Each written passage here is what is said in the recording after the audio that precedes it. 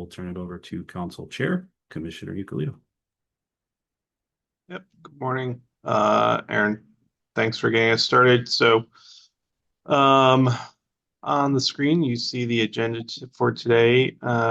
We have legislative updates. We have policy priority discussion. We're going to have talk about our new leadership of the enforcement subcommittee. Let them introduce themselves. We will have a municipal spotlight from West Hartford talking about their Vision Zero efforts. And then we'll look ahead to next steps on the future meetings and then public comment. So if you move on there. So I think let's just do a quick rundown of, if you can go back, Aaron, sorry. I think we have DMV on the call. We have Emergency Services Public Protection on the call, I believe, correct? Yes, sir. We're here. Okay. DPH is unable to attend today. I don't see anyone from Department of Education. I don't believe. Do we have anyone from Division of Criminal Justice on?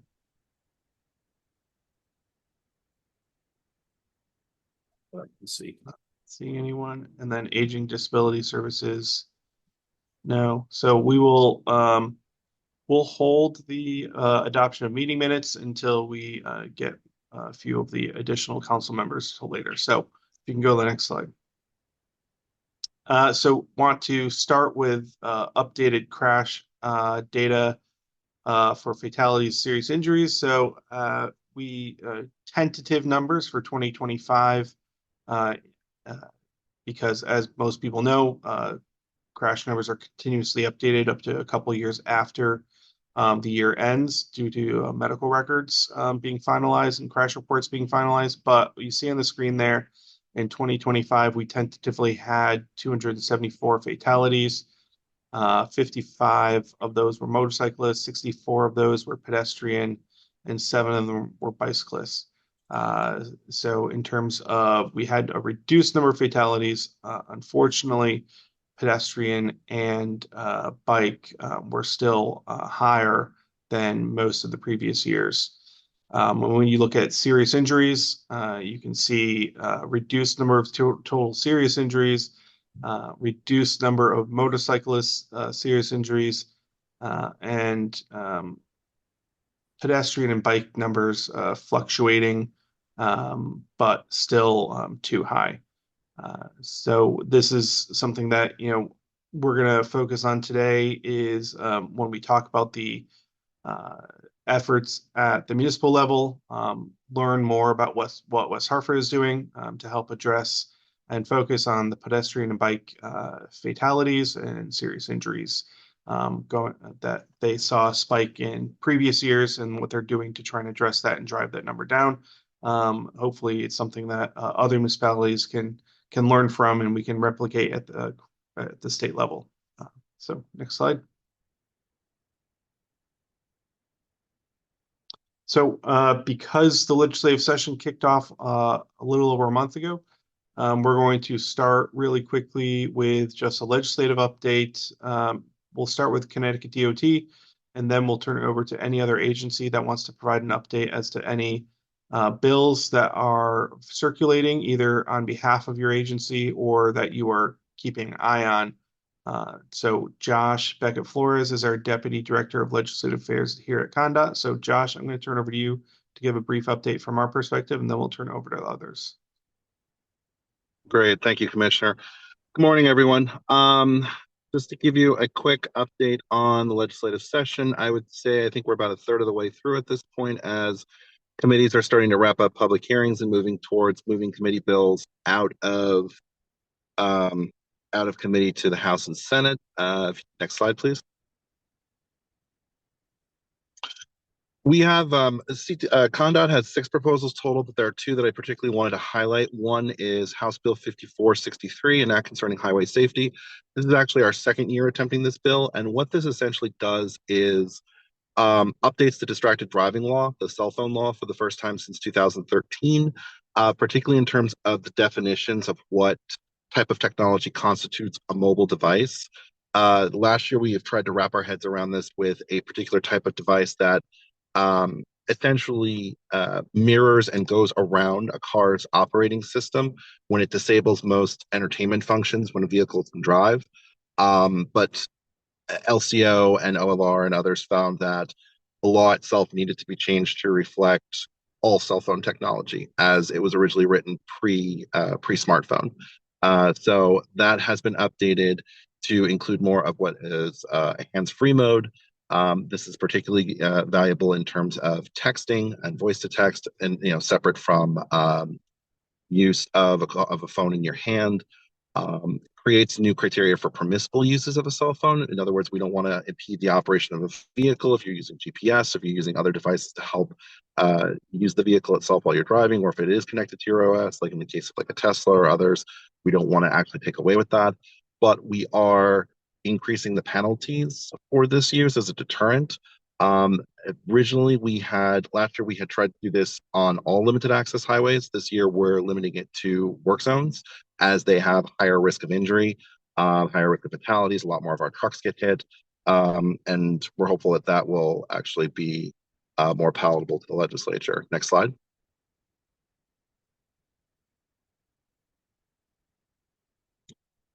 House Bill 5464 is our major agency vehicle for this year, but there's one area I wanted to emphasize in particular, Section 6 through 11, which is our proposal for a dynamic use shoulder or a flex lane. What this does is it authorizes the Office of State Traffic Administrator to designate any lane on a highway or any shoulder or any municipal or any state highway in a municipality as a dynamic part-time use lane. There's actually a couple of different categories, but primarily we're doing this as a test pilot to roll out congestion relief in I-84 in the Danbury area with redesigning the shoulder, one of the median shoulders to be used as an emergency lane during periods of high traffic and congestion. And the point of this is to keep traffic moving. We've been modeling this with Michigan, Washington State, and Ohio. And the idea is that when traffic gets to a peak level of congestion where it becomes stop and go, the lane opens up, traffic speed limits adjust to keep cars moving at a reasonable pace without stop and go traffic, without higher risk of accidents. And that continues until that congestion has more or less dissipated after rush hour. So what this will do, how this will happen will be through a series of automated camera enforcement as well. This will be useful as much for when the lane is not activated as for when it is, to make sure that the shoulder is being used properly when it's supposed to, because when this goes to production, there will be redesign of the highway, redesign of the shoulder, redesign of the median, and repurposing of the lines itself to make sure that the lanes are wide enough to be able to accommodate the traffic. Next slide. So outside of that, legislation that we're watching, just to bring to the council's attention, Senate Bill 234 would permit 16 and 17-year-olds to be able to transport their siblings. This is a repeal of an existing statute that prohibits 16 and 17-year-olds from driving with other minors in the car without an adult. Senate Bill 367 is a working group to study roadside safety concerns associated with wreckers, towing, and recovery professionals. It's kind of a part two. I'm sure DMV will talk about both those bills. Senate Bill 405, we're tracking, creates a new DRT training grant program through OPM. Found this to be a little bit of a duplicative process with our internal offices and our DRE training that we do in coordination with DESP and state police. Senate Bill 406 would require bicycles, e-bikes, and e-scooters on public highways to have a working headlight during certain times of day and under certain weather conditions, particularly sun up, sundown, and during inclement weather. Senate Bill 413 reclassifies electric scooters. Senate Bill 415 has a number of new requirements for TNC drivers who have been previously investigated for sexual misconduct. It allows passengers to select the gender of their TNC driver. This is something that is getting some pushback from Uber and Lyft and a couple of others. And then for DOT specific, House Bill 5449 and its Senate equivalent, Senate Bill 4, prohibits the use of AI and certain sharing of information on automated traffic cameras. This is a little bit more of a response to national events that are going on. We're keeping an eye on this, obviously, because we have contracts with vendors. We have certain requirements for the automated traffic camera system on both the municipal level and with the work zone camera program, and seeing how that plays out. Next slide. Great. So yeah, if there's any questions anybody has, that's our contact information. Feel free to reach out. It's kind of a lighter session for us this year in terms of our policy priorities, but a couple of big irons in the fire that we're hoping we'll get through. So thank you very much, everyone. Thanks, Josh. And just to add to your point about the flex lanes, the language also would apply to if there was a bus only lane, it would allow for bus only lanes and allow for camera enforcement of bus only lanes, right? You're Yes, shaking your that's head. correct. It Okay. includes an expansion into municipal bus lanes. Thank you. Turn it over to see if any other council members have any legislation that they're monitoring or any of their own agency legislative proposals they want to flag for the council. Jim? Hey, thanks, Commissioner. Good morning, everyone. Very nice job by Josh. Don't have really a lot to add. I would be remiss, Commissioner, if I didn't mention the great efforts of the DMV team and the rollout of the new work zone safety video that is required of all new issuances that rolled out on January 1st. I know a couple of my colleagues, Sean Formica and Ernie Bertothi, are on the call today. They did great work in getting this up and running. And just wanted to mention that as something that is ongoing from legislation last year.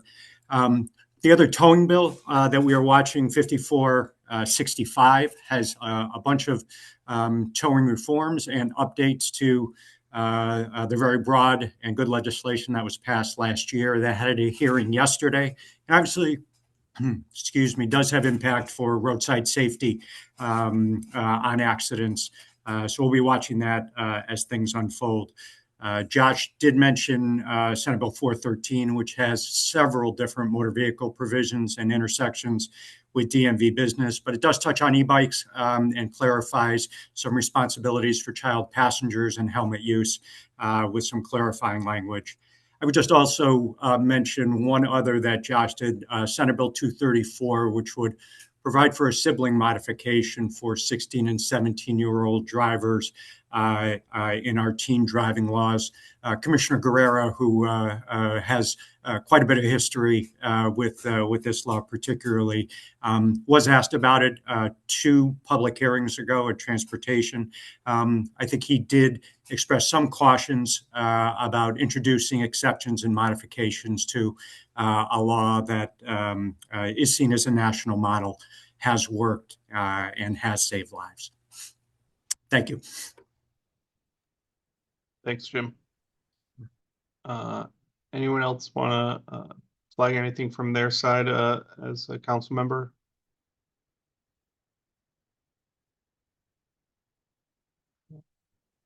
Seeing none. Okay.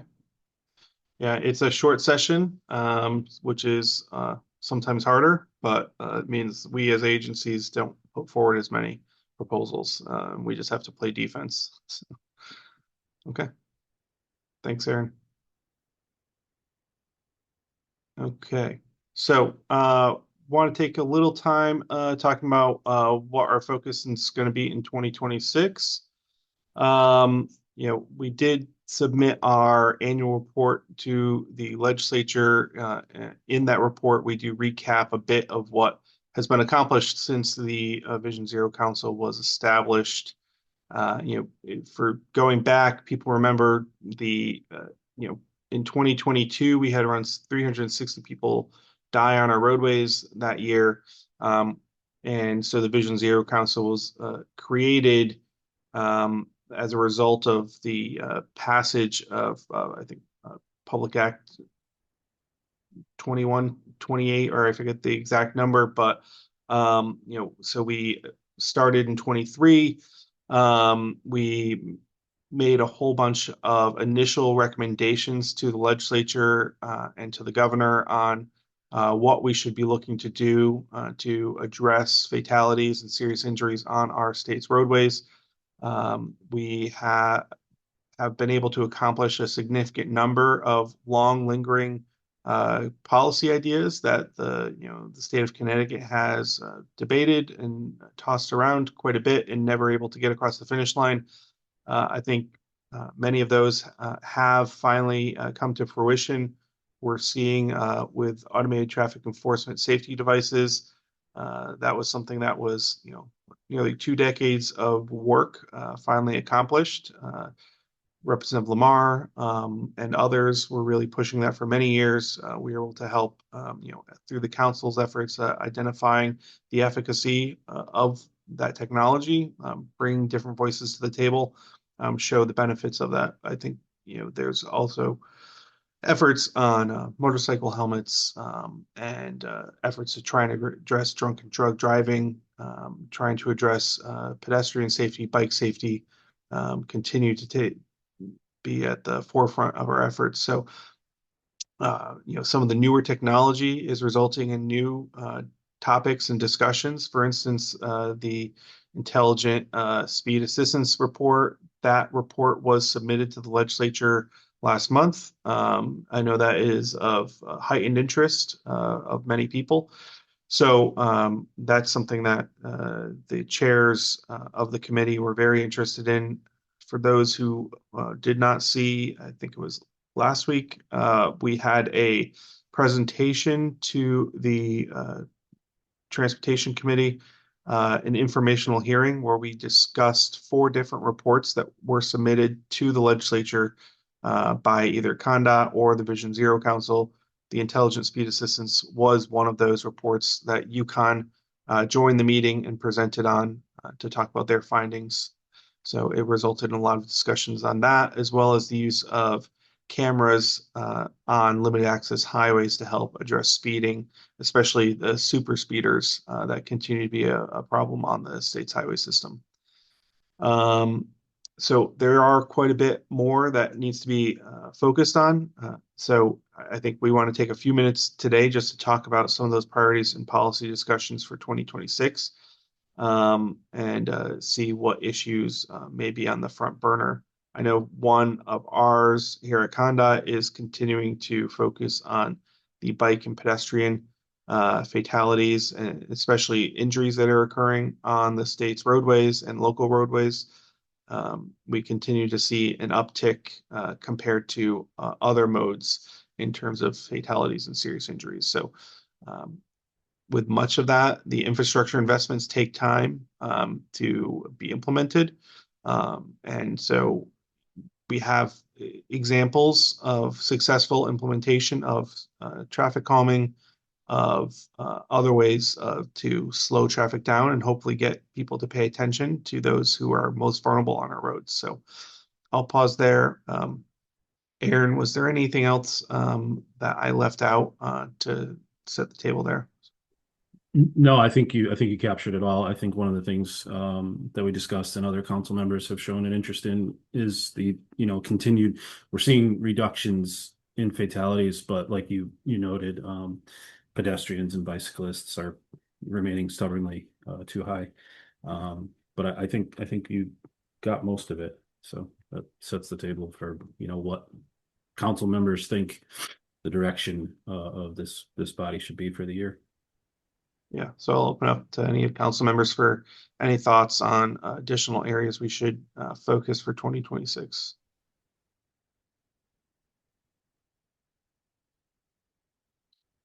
Yes.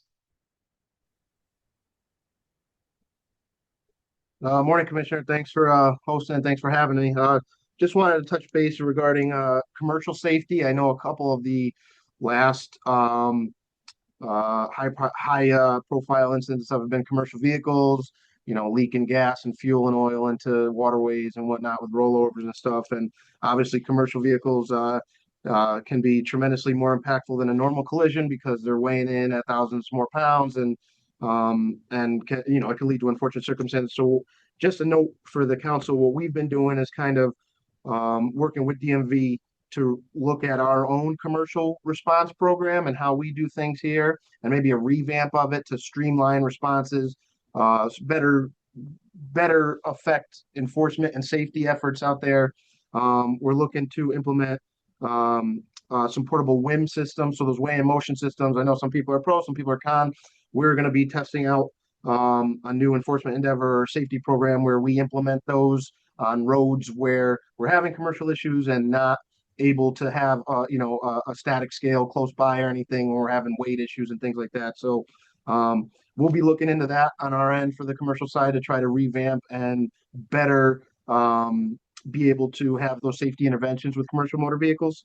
Um, and on top of that, we are continuing our fatal mitigation initiatives, where right now what we do is we talk to our cars unit, our collision guys.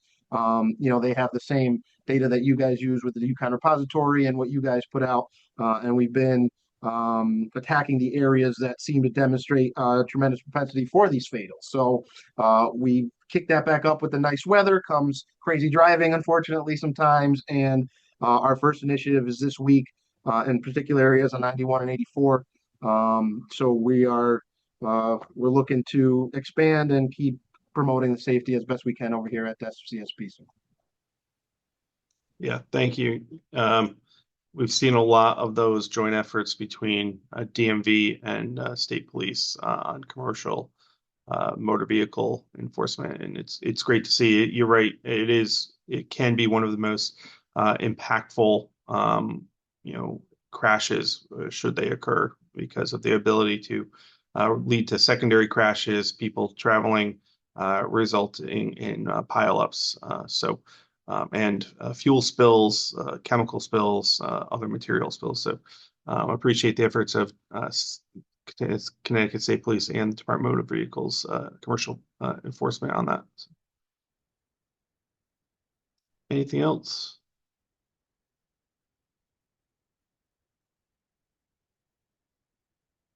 I'll flag from our side at Conduit, we are focusing on what we can be doing to invest more in efforts to do local road improvements through lot SIP, through Transportation Alternatives Program, through our Community Connectivity Grant Program, which is continuing to be funded in the governor's budget and through the legislature, as well as Town Aid Road has been increased. And we are hopeful that there can be continued investment that local governments and state DOT can continue to utilize to make to invest in efforts to slow traffic down and make it safer. We also are continuing our investment in traffic signals, which may not seem that exciting to most people, but when we upgrade an intersection, we have the ability to also upgrade all the pedestrian infrastructure at that intersection as well. So when we address the traffic signals, we are going to address the pedestrian countdown heads, adjust the timing to have leading pedestrian interval, which means with concurrent greens. So the pedestrians will get a head start in the crosswalk before the vehicles get their green light, which is proven to be safer for the pedestrians. And our efforts to continue investing in roundabouts, which improve safety for all users. So, seeing no one else there. Okay. Aaron, can we go on to the next one? Okay. So next item on the agenda was subcommittee. So as you know, we rely heavily on our 4 subcommittees to continue to advise and provide information to all of us on the council and to the legislature. Really want to thank everyone for all their efforts, especially the co-chairs, for all the work they've done to contribute to the council's successes so far. We continue to take all their policy recommendations and transmit them to the legislature. Last year, we did ask the subcommittees to really take Public Act 23-116, which was one of the big packages of Vision Zero recommendations, and try to track the implementation of that. And their findings and comments were shared with the Transportation Committee of the Connecticut General Assembly as part of this year's annual report. So Aaron and I had been talking. One thing that we thought might be helpful for 2026, as we continue to advance our efforts in Connecticut, is an opportunity for our subcommittees to take a look at what's happening across the country. One thing Governor Lamont constantly is asking me and others who lead his agencies is, when we bring forward either problems that are on the horizon or proposals or concepts or ideas that we'd like to try to implement here in Connecticut, he'll often ask us, well, what are states X, Y, and Z doing? Or what are our peers doing? What is Massachusetts doing? What is Colorado doing? What are other states in the region or across the country doing to address similar issues? So that I think, Aaron and I thought might be very helpful for the subcommittees to be able to look at what are the best practices and what's being the most impactful across the country when it comes to addressing and reducing the number of serious injuries and fatalities on our roadways. Want to open it up to council members to see if you had any other thoughts that you'd like the subcommittees to focus on. Aaron, if there's anything else you want to add as well, I'll give you a few minutes to jump in. Thanks, Commissioner. I appreciate that. Yeah, when we sat and talked about, the subcommittees have really, like you said, contributed a lot to the council's work and ultimately the recommendations that have been codified into laws that we're starting to see results of right now. And I think the idea going forward is we want the subcommittees to be able to continue that work because they've been so valuable to the council, and looking at best practices related to each of their specific disciplines, engineering best practices that lead to reductions in, say, pedestrian or bicyclist fatalities, or through enforcement, through different types of enforcement that focus on speed or slowing people down, what can be done, related to each individual subcommittee, was kind of what we talked about and covered. And I think that, we, in having that discussion, we both agreed that, the subcommittee chairs and members, they're volunteers. They're doing this because they want to be a part of this. And for them to be able to continue meaningful work to contribute to the council's efforts, that would be a good way to continue doing the things that they've already done, but in a way that's a little bit different than they've been asked to in the past. I don't know if you said it or not, but also, the subcommittees should continue to make recommendations, policy recommendations to the council, whether they're ones that they've put forth in the past and have not gone through, or considering new ones based on the research that they're doing. If they find best practices, there may be policies that have not been put forth out of those committees before that they want to share with the council, and the council can pass along to the legislature. So I think that's kind of what we're looking for, and ultimately what will be summarized and passed down to the committee chairs when they get together. Usually, I think the council asks that the subcommittees meet at least once between meetings. I think you'll probably hear that guidance from the council, that they should continue to do that, get together, poll their members, have discussions like they have in the past. So I think that process is established and should continue to move forward. Anything else from any other council members?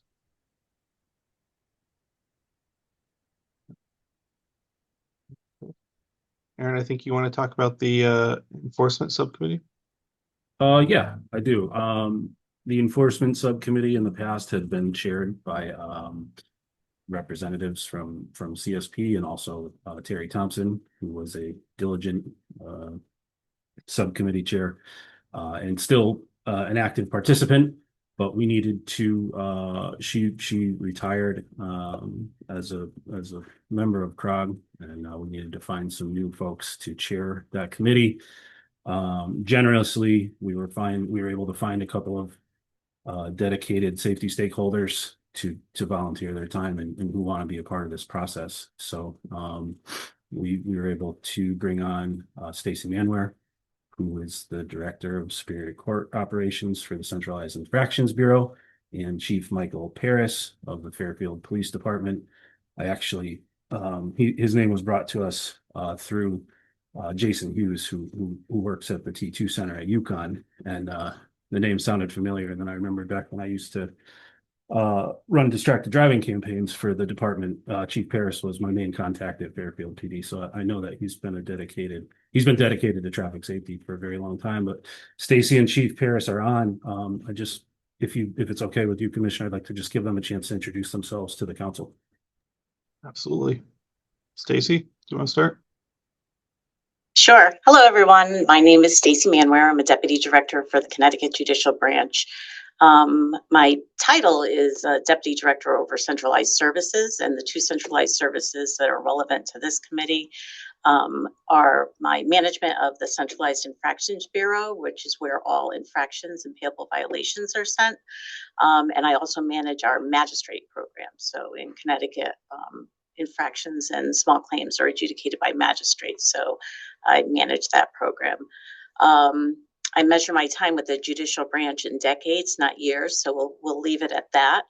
But I've had many projects with the Highway Safety Office, with the DOT, and I'm just really excited to be, part of this group, because over those years or over those decades, I've seen, vast improvement, and really more available data, and better informed projects.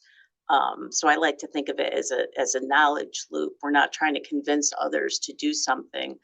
We're just trying to, inform folks what happens as a result of their actions. So happy to be here. Happy to share the responsibility with Chief Paris, and hope to make a great contribution to all of you and to safety in Connecticut. Thanks, Stacy. Yeah, CIB and especially you have been great partners for many years. We've made a lot of progress because of the work that CIB has done to have more timely access to data and use the data to target safety improvements, and frankly the works on speed camera program and other efforts to address unsafe behaviors on the road wouldn't have been possible without CIB. So thank you. And Chief Paris. Hi, everyone. Firstly, I'd like to apologize for being in my car. I'm kind of multitasking. We just had a shooting, and I'm en route to a meeting up in Stamford. But I promise you, I'm driving hands-free. I'm stopped right now. One of my missions early in my career was to manage and supervise our traffic unit. With that came not just the enforcement, but as you all know, it became part of my life to be an engineer, which I am not educated in. However, I've learned throughout job experience how important it is to have the engineering part of it along with the enforcement side, because our efforts are really joint. And I really am glad to be here too. I'm hoping that I can give my experience from my traffic unit days to now supervisor days and now chief, to be able to manage what we believe to be the best practices in the state and local level, so that we could do this together. As you all mentioned before, we are here as a group to do this as a group. We can't do it individually. So I'm excited to be here. I'm a crash reconstructionist also. So all of the efforts as to why crashes occur are intriguing to me. So I'm hoping I can bring my efforts to that to the forefront also. Great. Thank you, Chief. I appreciate you multitasking and making this possible today. Aaron, before we go to our next item, we'll just do quick while we have the quorum here. I'm going to ask everyone to we'll do a quick. Aaron sent out the meeting minutes in advance from our December meeting, so want to take a quick vote to adopt those December 2025 meeting minutes. Any objections to adopting those meeting minutes? If not, all those in favor say aye. Aye. Aye. Okay. Any opposed? No? Okay, great. Thank you for your flexibility. Aaron, do you want to introduce our speaker today? I do. I'd like to. One quick note on the minutes just before we go on. I did make a change since they were sent out. Lieutenant Sinchon was marked as absent from that last meeting, and I've since adjusted those just so everyone's aware that the Thank change you. made in before we post them. Yeah, moving on. So the council expressed, it's actually, I think, a couple of years ago now because we had these last year. A desire, the council works, it's unique in Connecticut in that it's a state level group of agencies that, you know, make policy recommendations to executive branch agencies and to our legislature. But, Vision Zero in its more commonly known form is something that takes place, usually at a municipal level, a city or a town, or even a cog. And the council is, it was the year before last, expressed a desire to kind of connect the efforts that the council makes with these, what's going on in our towns and cities. So there's been an effort to try to have a spotlight on different towns and what's going on at the municipal level. And Parker Sorensen, who is an engineer for town of West Hartford, is kind enough to join us today and tell us what's going on in their town. Parker. Good morning. Thank you, Aaron, and thank you to the council for having me here today to share all of our progress. I know we only have a few minutes, so what we do in West Hartford, we have annual reports that we kind of summarize our most up-to-date progress. So I really just adopted information from that. I'll give you a little bit brief overview in our Vision Zero journey.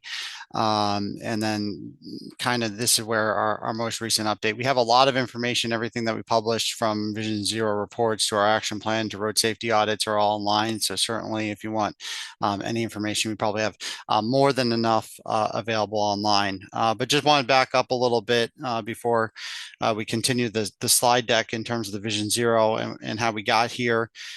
December 2022, before I was joined town staff here, in town there was 5 people died in an 8-day span. A really horrific month for us here in West Hartford.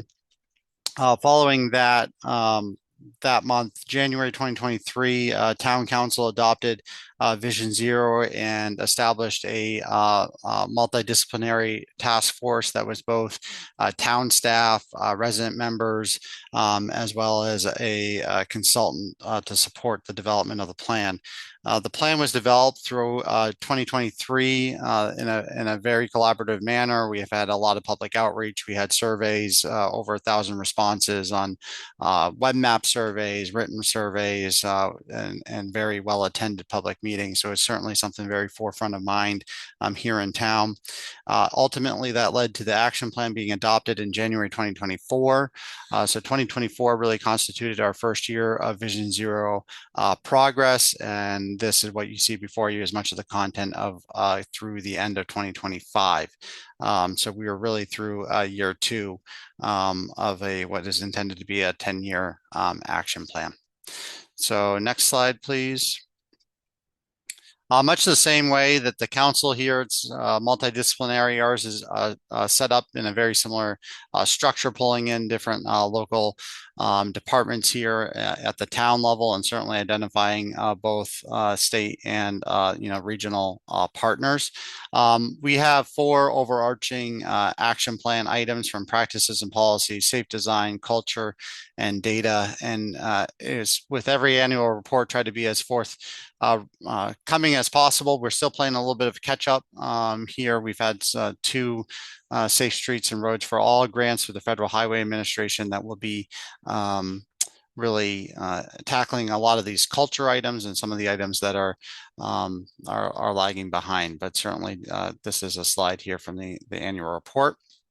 Next slide. And next slide again. We do a look back, similar to Commissioner Euclidito's look back from statewide, as how we're trending in town. We've had similar to the state statistics. Our killed and serious injury numbers have been up since COVID. you see from 5 to 6 annually in 2018 to 19 to 24 in 2025. Good news, it looks like our minor injury collisions have ticked down from their peak of 346 and 344 in 2022 and 2024 respectively. So there's some good news there. I just want to pause and have a note. We work closely with our traffic sergeant in the traffic division at the West Hartford Police, and we've talked quite a bit on that. The rise in the KSI number, and I think for next year's, we're going to be looking at breaking out when those crash reconstruction teams are deployed. Those are really the most serious crashes that have most concern to the police. So kind of just want to note that even in the serious injury category, there seems to be some discrepancy in terms of the severities. Next slide. Again, similar to Commissioner Euclid's notes on statewide statistics, we continue to see trends with pedestrian bicycle collisions, especially being certainly those representing the fatal collisions, the fatal crashes here in town, but also the serious injury crashes. In 2025, there are 5 serious injury bicycle collisions and 2 pedestrian bicycle collisions. And you can see that compared to prior years is still at an elevated status. Next slide.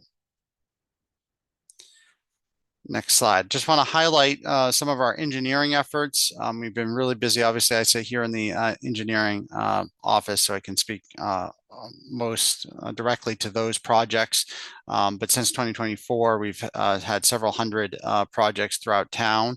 In 2025, we had completed 225. This includes, as well as, I'll just note, DOT projects and any coordination that we have with DOT. So for example, horizontal curve signage, we like to note those as well as we collaborate through those projects. We do keep open the map screenshotted to the right is right from our Vision Zero website. So certainly take a look. We update that probably quarterly. That is both completed projects and upcoming projects, and we use that as a public outreach tool. People like to know where these projects are occurring and whatnot, so certainly take a look through that. And I envision that will be a good data source as we do some look back at crashes and hopefully some positive trends that these improvements have made. Next slide. Just want to highlight some of the projects specifically that we've been really focused on. Quick build projects have been certainly of an emphasis for us over the last year. We've had approximately 20 deployed from curb extensions to refuge islands for pedestrians to medians and hardened center lines. We anticipate about 10 or so of these going permanent in 2026, and we'll essentially replace in kind with and try to keep about 20 or so quick builds. Obviously, this is the first winter that we took these quick builds through winter. We have some cleanup to do, and certainly there's additional public works needs on these, so trying to keep this at a manageable level, but certainly these have been really well received by the community and quick implementation and improvements out in these areas. Next slide. Other projects that we've been focusing on here in the engineering division, raised crosswalks. We installed 12 last year and we had a previous 3. So we have about 15, and these have been really well received and really collectors and lower speed arterials like near schools specifically. We've been trying to target those. These are a little bit longer than a standard speed hump. They're like 26 feet long. We've had good response too from both public works and fire. We're trialing those when we had 3 in.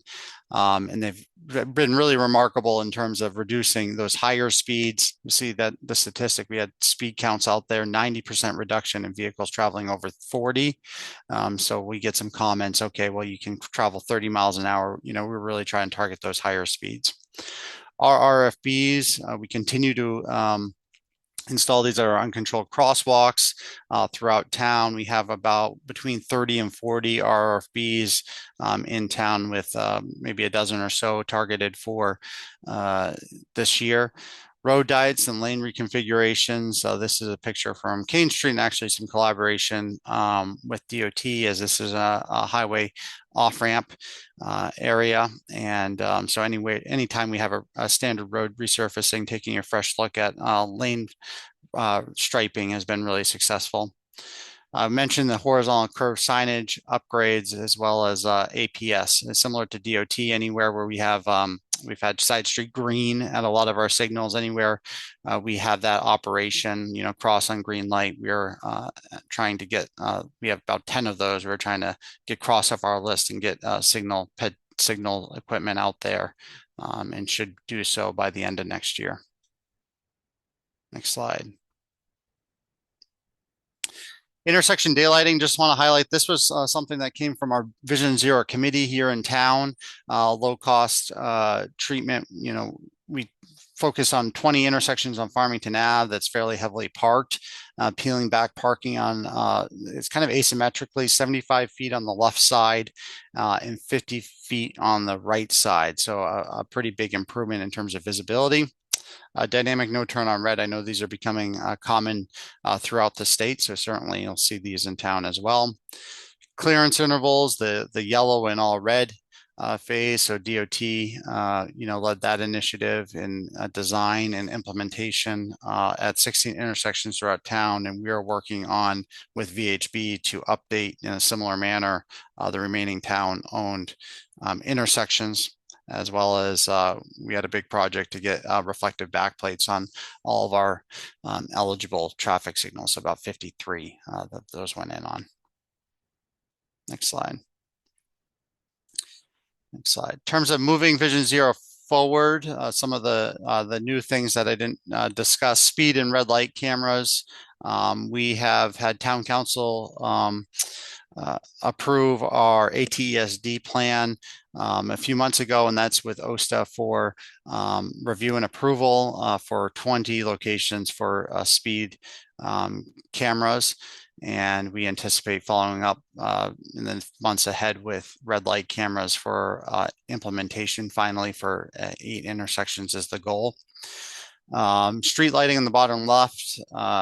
It might be a common theme through other communities in the state. So we found in 2017, 2016 era, when we upgraded to LEDs, that it's really since then and that time that there's been many complaints on lighting, and certainly substantiated on our field reviews.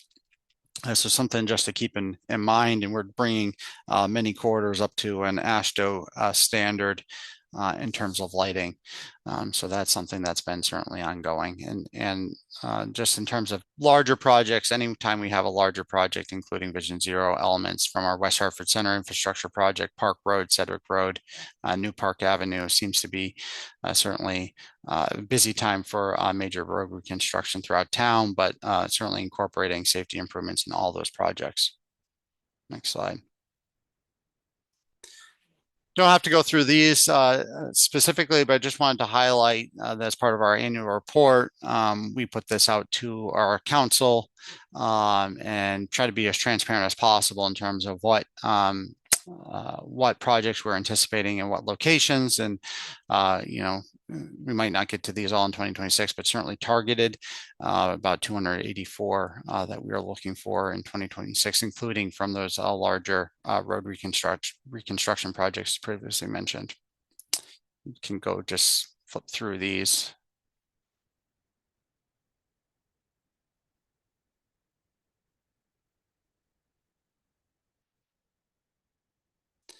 And then finally, just want to highlight, as I kicked off the presentation, the multidisciplinary efforts.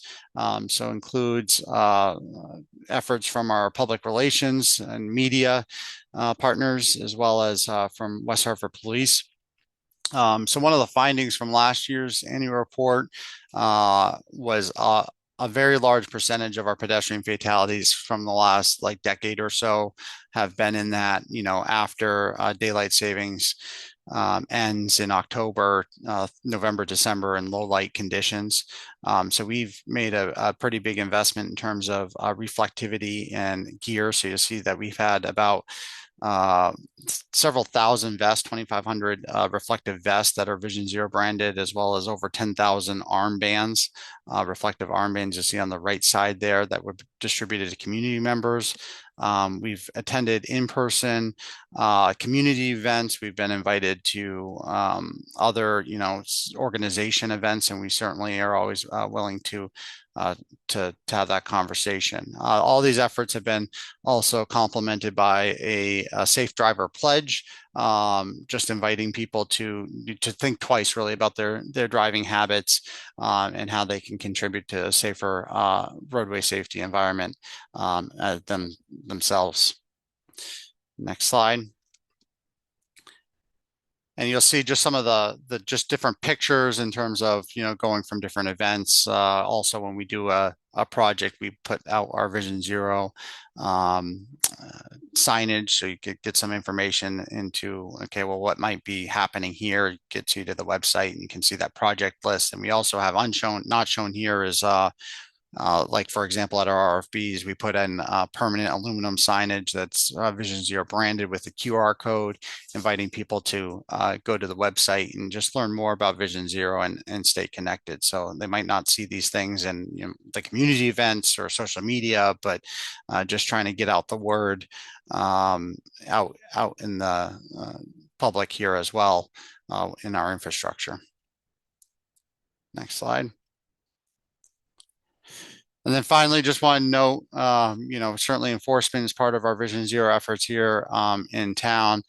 Big picture, West Hartford Police have had a really successful 2025. They've expanded their traffic division. And if you follow any of the West Hartford accounts, they've had several higher profile enforcement days throughout town in the summer and fall of 2025 that really got people certainly talking in town and just thinking twice about, again, driving habits. And just noting, at the bottom right here with the graph, certainly police stops, tracking those on an annual basis. 2025 is the first year that they exceeded pre-COVID numbers. So I know that was quick, but certainly can take any questions that anyone might have. Thank you. Thank you, Parker. That was fantastic.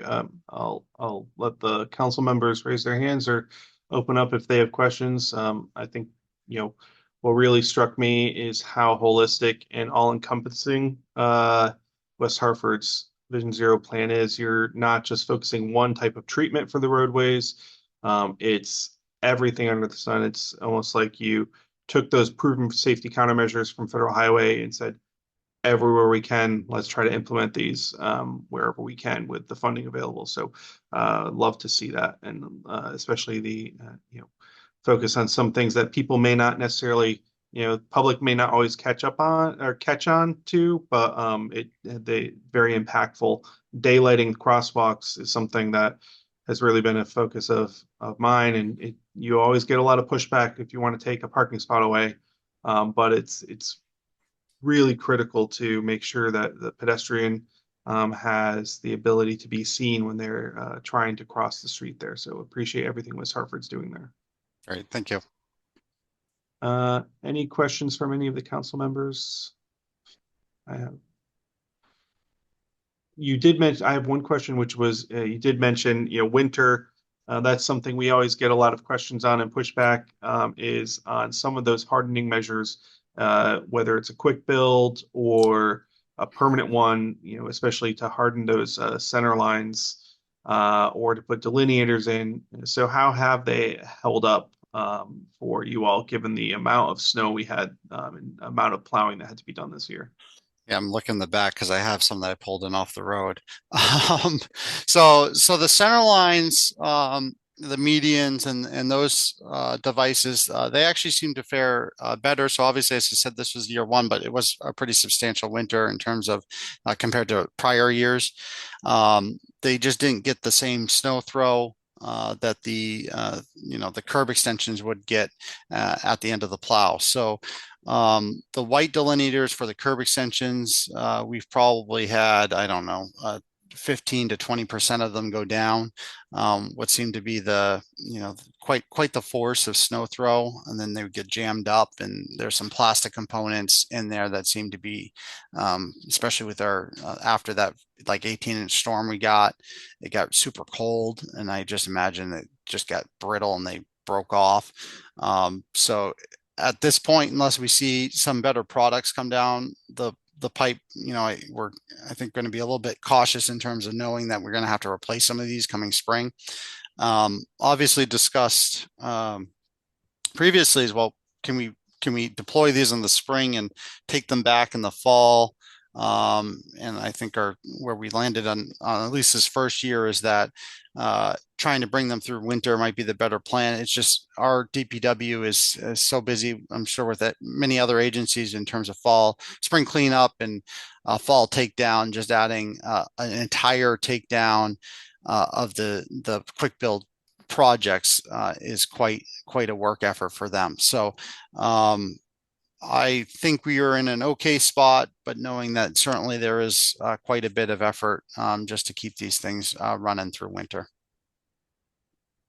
And I mean, given the breadth of what West Hartford's been undertaking, what's the public reaction been? I imagine there might be certain parts of the town, given how commercialized some parts are, may have a different reaction than some of the residential areas, or is it, what are you seeing in terms of public response?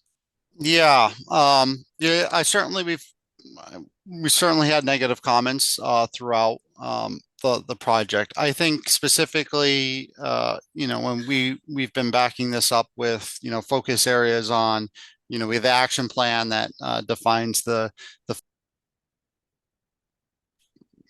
apologies. We have the action plan that defines the areas of the Vision Zero focus areas where the crashes are occurring. We've been also focusing on school areas. We have a huge culture of like walk to school here in town, including our elementary schools, including unsupervised by parents at times. So especially when these measures and countermeasures are located in those areas, I think people start to understand that there's some concern that there was kind of some thought in terms of where these were going and for what reasons. So all in all, I think we've been having a good feedback. Okay. Any other council questions before we jump? Seeing none. Thank you, Parker. I really appreciate you taking the time today. Great. Thank you very much, Commissioner. Okay. Next is Schools of Distinction program. So as many know, this was an item in some of the legislation that was passed. One of the first Vision Zero bills passed was to establish a Vision Zero Schools of Distinction program. So I'm going to introduce Bridget Moriarty, who is our Safe Routes to School coordinator here at ConnDOT, to talk about the program, where we've been and where we're headed. All right. Thank you, Commissioner. Thank you, everyone. And for giving me this time to speak about the School of Distinctions program. Last year, I think this will be the third year running. The first year I wasn't part of DOT, but I know they recognized 4 schools for their dedication and efforts towards Vision Zero. And that primarily has been in the form of bike and pedestrian safety and skills education. And so last year, we also recognized 4 additional districts and schools. And this year, we anticipate, I already have 6 or 7 that are identified as having really made very robust efforts to be engaged with Safe Routes to School, to bring us into their various districts to teach kids about bike and pedestrian safety.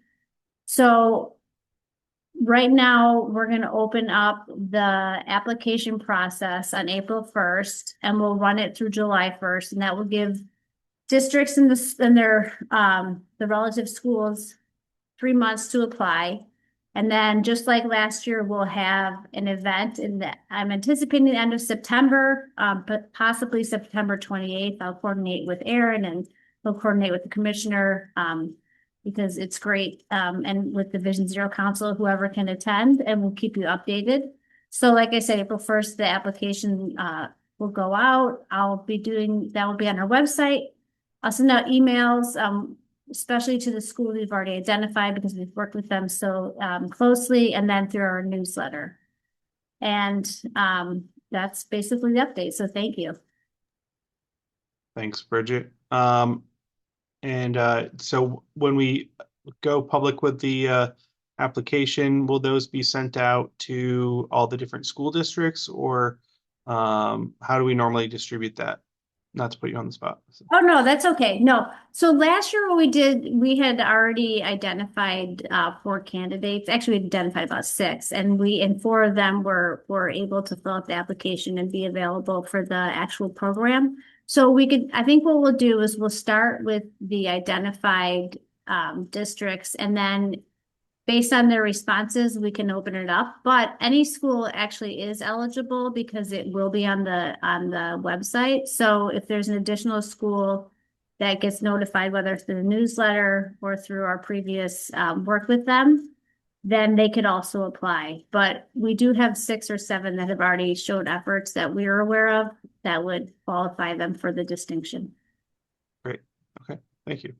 You're welcome. Any questions for Bridget? Seeing none. Okay. Thank you, Bridget. Thank you. Okay. And last item, do you want to talk about next steps, Aaron? Yeah.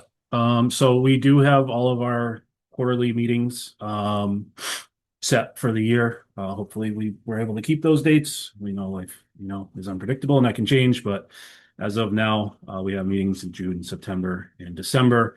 I'm assuming that the council will follow the process it's followed throughout the last couple of years, where subcommittees, we'll identify different meeting topics.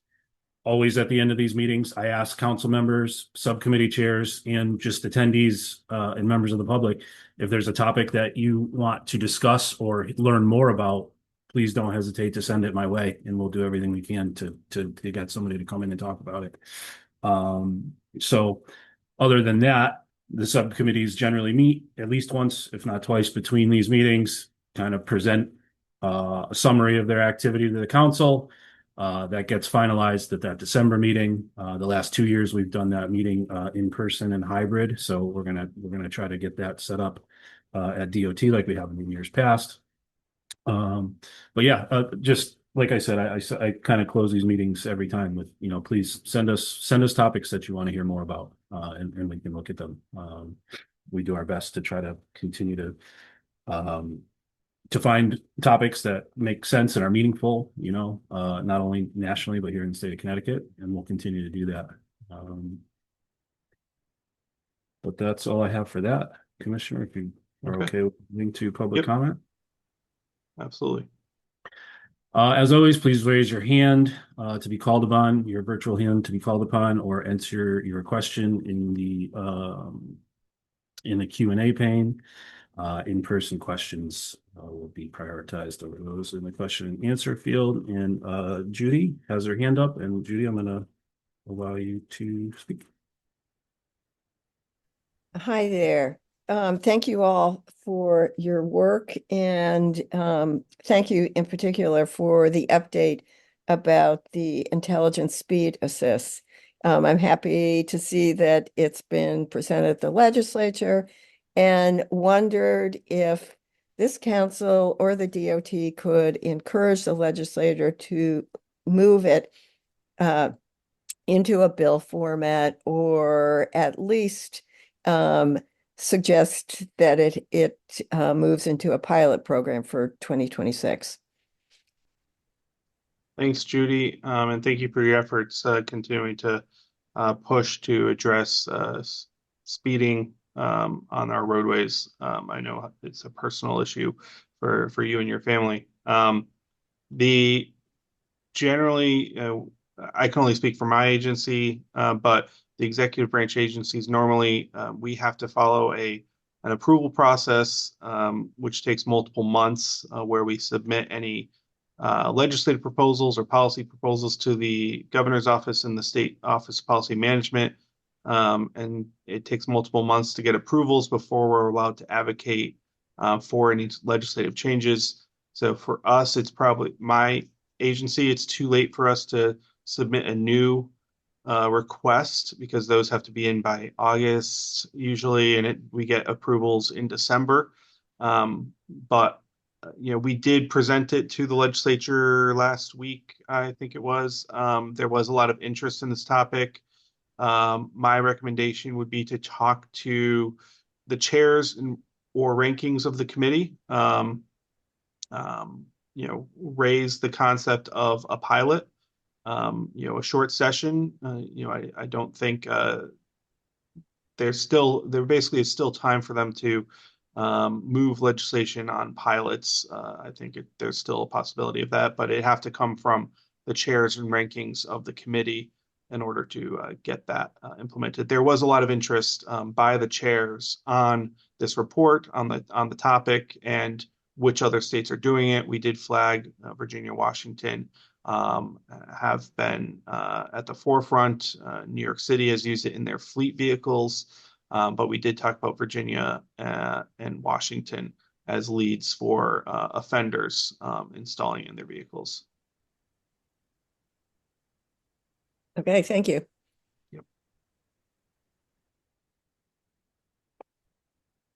You're not seeing any other raised hands or questions come in, we can just give it another minute.